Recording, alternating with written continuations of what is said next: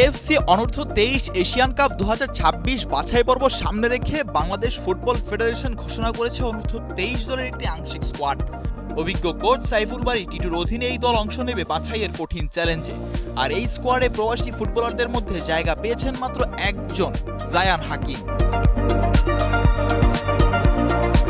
Bangladesh football ফেডারেশনের আমন্ত্রণে গত মাসে দেশে এসে ট্রায়ালে অংশ নিয়েছিলেন 52 জন প্রবাসী ফুটবলার। যুক্তরাজ্য, যুক্তরাষ্ট্র, কানাডা, অস্ট্রেলিয়া, ইতালি, ফিনল্যান্ড সহ নানা দেশ থেকে তরুণ ফুটবলাররা এসেছিলেন দেশের জার্সি গায়ে জড়ানোর স্বপ্ন নিয়ে। প্রত্যেকের ট্রেনিং ম্যাচ, ফিটনেস টেস্ট সহ বিভিন্ন ধাপে নিজেদের প্রমাণের চেষ্টা করেছেন। তবে শেষ পর্যন্ত এই প্রতিযোগিতার পথ পেরিয়ে জায়গা পেয়েছেন কেবল একজনই, জায়ান হাকিম। ইংল্যান্ডে বেড়ে ওঠা জায়ান মূলত একজন defender. Ball control, reading, positioning ও ম্যাচ সেন্সে তার দক্ষতা নজর কেড়েছে কোচিং স্টাফদের। তার এই অন্তর্ভুক্তিকে বাংলাদেশ ফুটবলের ভবিষ্যতের জন্য একটি গুরুত্বপূর্ণ পদক্ষেপ বলেই মনে করছেন বিশ্লেষকরা। কেননা দীর্ঘদিন ধরেই বলা হচ্ছিল বিদেশে গড়ে ওঠা তরুণদের অভিজ্ঞতা ও ফিটনেস ফুটবলে নতুন মাত্রা যোগ করতে পারে। জায়ানের অন্তর্ভুক্তি সেই পথ চলার প্রথম বাস্তব প্রতিফলন।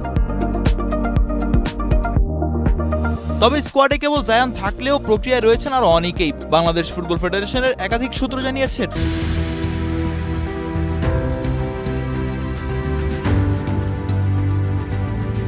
ট্রায়ালে অংশ নেয়া আরো কয়েকজন প্রবাসী ফুটবলারের সঙ্গে আলোচনা চলছে। কারো ওয়ার্ক পারমিট, কারো ডকুমেন্টেশন সব ঠিক থাকলে পরবর্তীতে তারা দলে জায়গা পেতে পারেন।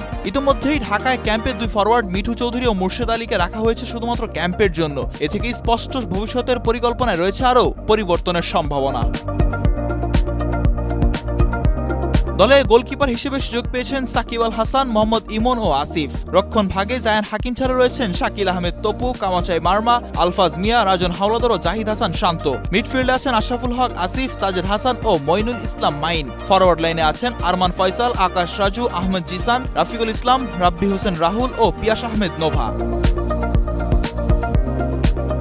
এই দলকে সামনে রেখে শুরু হয়েছে ঢাকা ক্যাম্প। এখান থেকেই বাছাই হবে চূড়ান্ত স্কোয়াড। একাধিক আন্তর্জাতিক ম্যাচ, ক্লাব পারফরমেন্স ও ফিটনেসের ভিত্তিতেই ঠিক হবে কারা যাবেন এশিয়ান কাপ বাছাইয়ে লড়তে।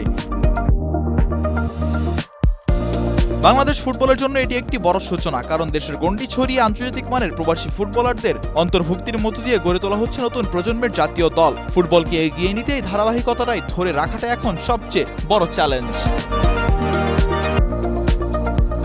মিজান রাশিক, কালের কণ্ঠ।